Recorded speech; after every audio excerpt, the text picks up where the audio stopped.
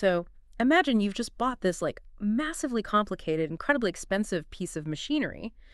You turn it on, and instead of humming along beautifully, it just stutters. Right, yeah. It grinds. It's constantly overheating. So you grab the troubleshooting manual, fully expecting a detailed list of, broken gears, faulty wiring, or maybe some massive defect in the manufacturing. You're looking for someone else to blame, basically. Exactly. But when you open it, the manual doesn't talk about the machine's components at all. It talks entirely about the operator. Yeah. It essentially says, the machine is fine. You are just driving it with the parking brake on. That's a brilliant way to frame what we are looking at today, actually, because we spend an enormous amount of our lives looking for external reasons for our exhaustion. Oh, totally. We blame the economy, our bosses, the news cycle, the state of the world. We are constantly diagnosing the environment around us, assuming the machine is broken. Yeah. But the actual mechanics of our day-to-day misery are very often entirely internal. We are operators grinding our own gears. Think about your own daily routine for a second. Even on a good day, do you feel this, this lingering, unexplainable sense of friction? Well, today we have the ultimate diagnostic manual for that exact feeling. We really do. We are doing a deep dive into insights from a book written nearly a century ago. It's Bertrand Russell's classic, The Conquest of Happiness. And we're focusing on part I specifically, which is his breakdown of why we are unhappy. Right, and before you hear the name Bertrand Russell, embrace yourself for some, incredibly dense, impenetrable academic philosophy treatise. You can completely relax, because this is not that. No, not at all. Russell makes a point to state right away that he isn't writing for the learned academic. There is no high-level abstract philosophy here. Yeah, thank goodness. Right. It is built entirely on common sense, practical observation, and human psychology. He is diagnosing everyday garden variety dissatisfaction. The kind of unhappiness that doesn't stem from some great catastrophe. Exactly. Not an immense tragedy, but just from the simple friction of living day to day in a modern civilized society. Okay, let's unpack this, because our mission today is to decode his most surprising insights into why we make ourselves miserable. We're going to explore the hidden psychological traps we set for ourselves and the societal treadmills we voluntarily run on. Because recognizing these traps, seeing how the machinery actually works, is the very first step to escaping them. So, starting with the internal traps. Even when our basic needs are completely met, when we have food, shelter, and safety, why are we still so unhappy? Well, Russell suggests a really brilliant, highly relatable observational exercise to answer that. He asks you to go out into a busy city, empty your mind of your own ego and your own problems, and just watch the faces of the crowds as the day progresses. I love this part. The picture he paints is incredibly vivid, and it shows the universal nature of this problem. Yeah, the descriptions of the crowds are haunting. He starts with the work hour crowd. You look at the faces of people commuting or rushing to meetings, and you just see anxiety, excessive concentration, and what he calls dyspepsia. Wait, pause there. What does he mean by dyspepsia in this context? Because it sounds like some archaic medical term. It is an old term for indigestion, but Russell is using it to describe a physical manifestation of psychological stress. Oh, wow. Think about it. These people aren't just worried, they're literally giving themselves chronic stomach aches from the tension. Right. They are so locked into their own heads, so focused on whatever crisis is waiting at the office, that they are completely unconscious of their fellow human beings.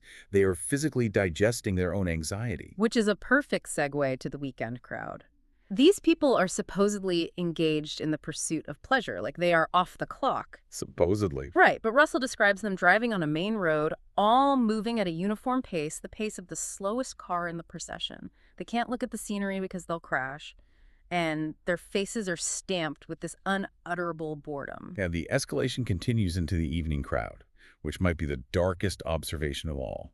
You see people out at a dance or a party, and they are grimly determined to have fun. Yes, that part. Russell compares it to the resolve you have when you decide not to make a fuss at the dentist. That is so bleak. It is. They drink heavily to avoid noticing how disgusted they are by the situation. He actually refers to this drunkenness as temporary suicide. It's not actual joy, it's just a momentary cessation of unhappiness. It's a pretty bleak diagnosis of human behavior, for sure. But what makes it land is that Russell isn't judging from an ivory tower. He grounds this in a deeply personal admission. He hated his life as a young man. He did. He was continually on the verge of suicide. And the way he cured his own depression is the key to his entire philosophy.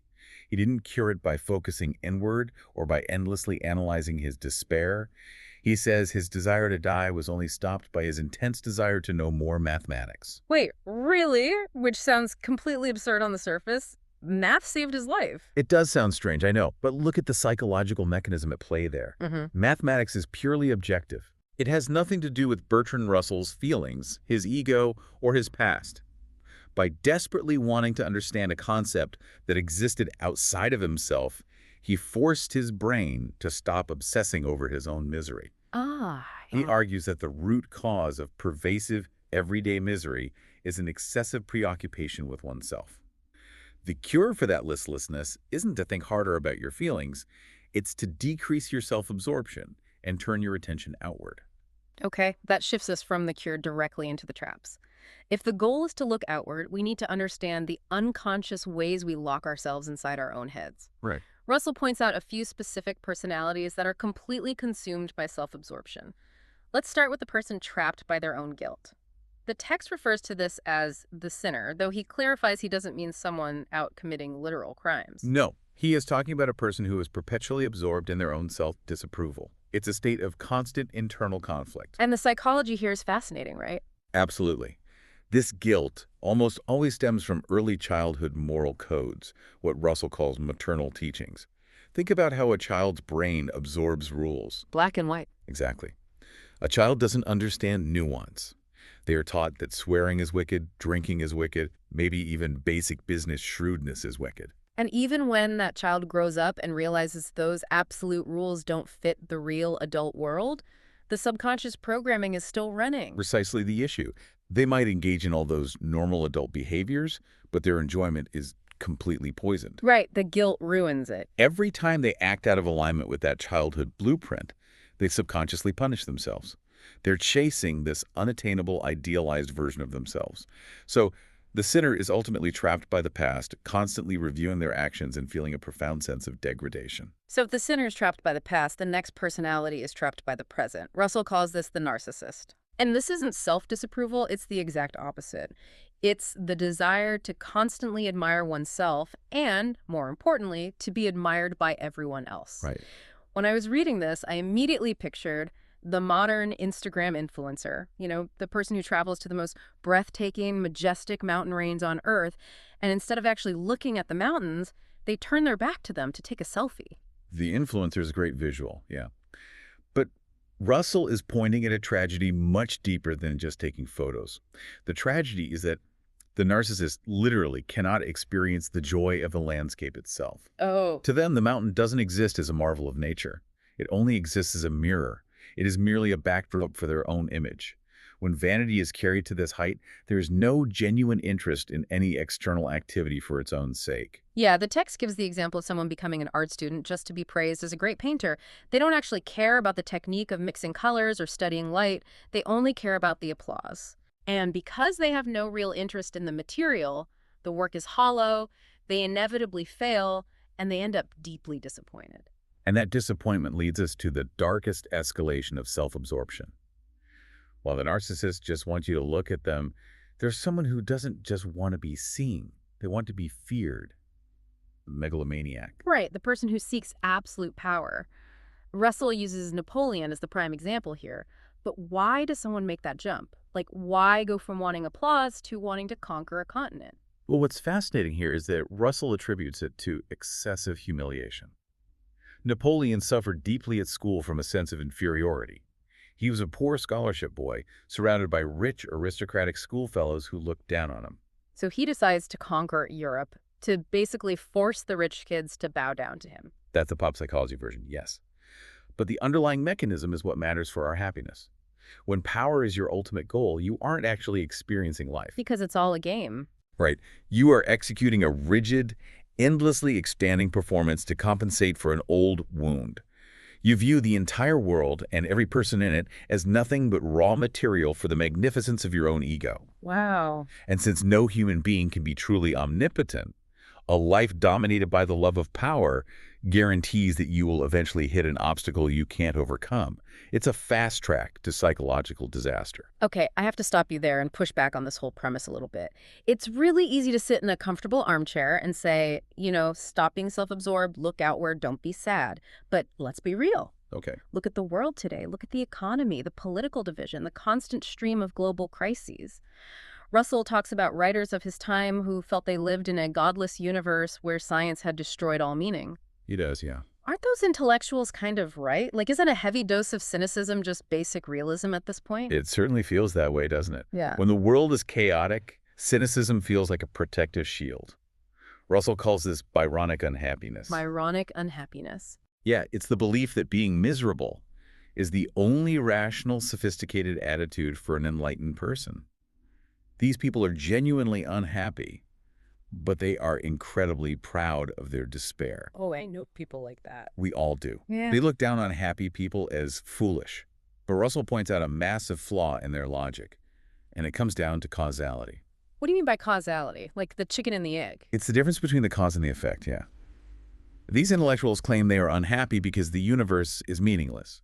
Russell says they have it completely backwards. Really? The truth is, they are unhappy for some other mundane reason. Maybe they are lonely, maybe they are physically unwell, or maybe their ego is bruised.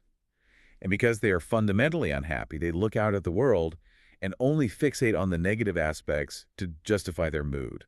So they are rationalizing their depression and calling it philosophy. Exactly that. Think of it like going grocery shopping when you are incredibly hungry. You only notice the junk food. Everything else becomes invisible. That's a great analogy. When your psychological baseline is deep unhappiness, your brain goes shopping for evidence in the world to justify that sadness.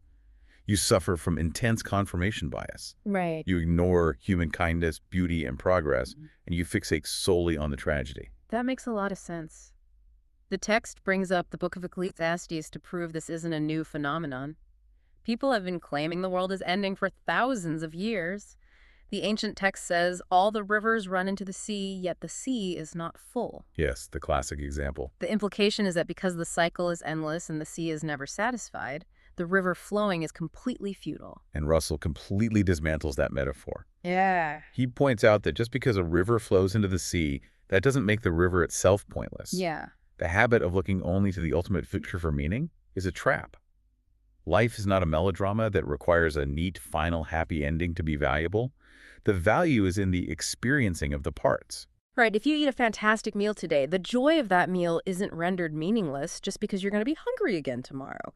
The flowing of the river is the point. Which brings us to one of the most vital things these pessimistic intellectuals attack, the concept of love. Oh, yeah. In Russell's time, and frankly in ours as well, sophisticated thinkers claim that science and psychology have seen through love. They reduce it to mere biology or transactional behavior, claiming it has no profound value. But Russell defends love vehemently. He says it's not just a source of delight, but it serves a vital mechanical function for our happiness. It breaks down what he calls the hard shell of the ego. Let's look deeper at that mechanism. Why does the ego need a hard shell in the first place? Because the ego is fundamentally terrified of being vulnerable or looking foolish. Right. But if we connect this to the bigger picture, Russell argues against solitary philosophies, like certain extreme interpretations of Stoicism, which claim you can achieve the highest good all by yourself through pure willpower. He says that defies our nature. We are built for biological cooperation. We literally need connection to survive. And love is the ultimate act of biological cooperation. When you love someone, the walls of your ego have to come down. You are forced to care about an external reality. Yeah. And when that happens, all your other pleasures are enhanced. A sunset is more beautiful, music is more profound, simply because you are sharing the experience. Yeah.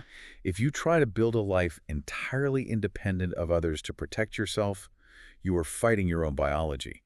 You will inevitably end up isolated and cynical. Okay, so we've covered the internal traps, the guilt, the vanity, the intellectualized despair. But now let's zoom out to the societal level. Let's talk about the external treadmill we voluntarily run on, which is often mislabeled the struggle for life. This is where Russell's observations from the 1930s feel shockingly prescient for us today. Oh, completely. He points out that when a typical successful business person says they are caught in the struggle for life, they are using an inaccurate, overly dramatic phrase to give dignity to something trivial. Because if you ask that executive if they are genuinely afraid of starving to death, they'd look at you like you are crazy. Even if they go completely bankrupt, they will likely still have better material comforts than someone from an impoverished background. Exactly. They are not struggling for life, they are struggling for success. The actual terror keeping them up at night is the fear that they will fail to outshine their neighbors. And this fear creates a bleak, exhausting daily routine. Russell sketches the life of this successful professional. They wake up early, rush to the office, and spend all day displaying the qualities of a great executive. The firm jaw, the decisive speech. Exactly. They network through lunch, they go home tired, only to put on a fake smile for a dinner party with other equally tired people. On Sundays, they play golf. But they aren't playing golf because they love the fresh air. No, they're playing to network with other important people. It's a life lived like a 100-yard sprint. But as Russell notes, it's a race where the only goal is the grave. Think about your own weekends for a second. How many of the things you do to supposedly relax or have fun are actually just maintenance for your career or ways to signal your social standing? It is the absolute definition of hustle culture, diagnosed long before the term existed. Russell makes a fascinating cultural comparison to explain how this mindset takes over. He contrasts Europe with America. Right. Historically in Europe, there were entire classes of people, the aristocracy, the military, the learned professions, who commanded immense respect independent of their wealth. A brilliant scientist might be broke, but they were deeply revered by society. But in America, Russell observes that money became the sole accepted measure of a person's intelligence. If you don't have money, the cultural assumption is that you simply aren't clever. Exactly. Therefore, the doctor, the lawyer, the artist, they all start imitating the businessman. There is no cultural counterbalance to the raw fight for financial dominance. The tragic consequence of making money, the only metric of intelligence, is the decay of civilized standards and the death of true leisure. Everything becomes a competition. Even the way we consume art is corrupted. Yes. The text mentions how people read books not to enjoy them, but so they can boast about reading them at their next party. Exactly. They buy whatever the book clubs tell them is important. They leave the heavy volumes on their coffee tables for show, but they never actually read a masterpiece for the sheer joy of the prose. Because sitting quietly and getting lost in Hamlet doesn't help you outshine your neighbor in a tangible financial way. The senses and the intellect are completely starved in order to feed the competitive will. There's an anecdote in the source that really drove this home for me. Russell talks about taking a walk in the spring woods near an American university campus. He's with a group of college students, and the woods are filled with exquisite blooming wildflowers. Yeah. And not a single one of his student guides could name a single flower. Why? Because, as Russell notes, knowing the names of wildflowers wouldn't add a single dime to their future income. It's a profound, quiet tragedy. These students have been highly educated in the capacity for work, but they have been given zero education in the capacity for enjoyment. Not at all. And to be clear, Russell doesn't hate success or wealth. He readily admits that money can increase happiness up to a certain point.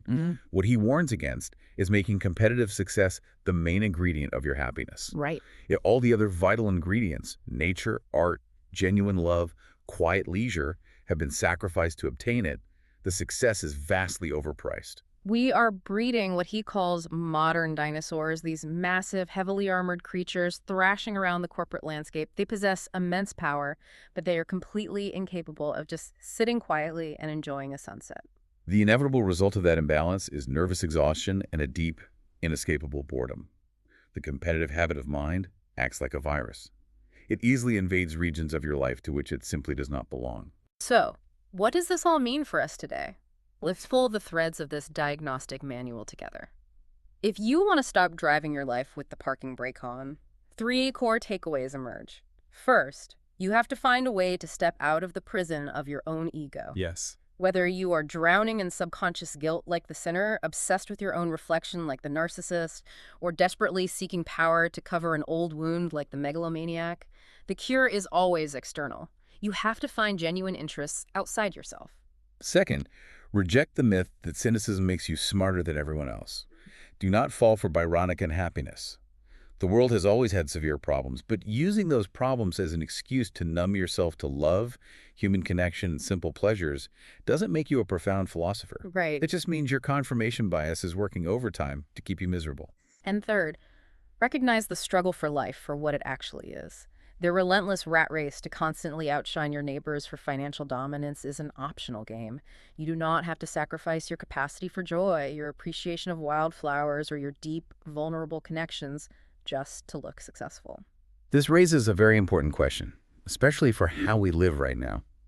Russell warned about the competitive habit of mind invading regions where it doesn't belong, like reading or enjoying nature. Yeah. Today, we have gamified almost every single aspect of our existence. We track our daily steps on our wrists to beat our friends. Oh, that is so true. We log the books we read on apps to hit yearly statistical goals. We turn our quiet hobbies into optimized side hustles. Are we completely engineering the joy out of our own leisure? Next time you engage in a hobby to unwind, ask yourself, are you actually doing this for the pure joy of the activity, or are you secretly keeping score? That is the perfect question to leave you with. If you are keeping score on your own relaxation, you might just be reading the manual wrong. Thank you so much for joining us on this deep dive into the mechanics of joy. Keep questioning the traps, keep looking outward, and keep learning.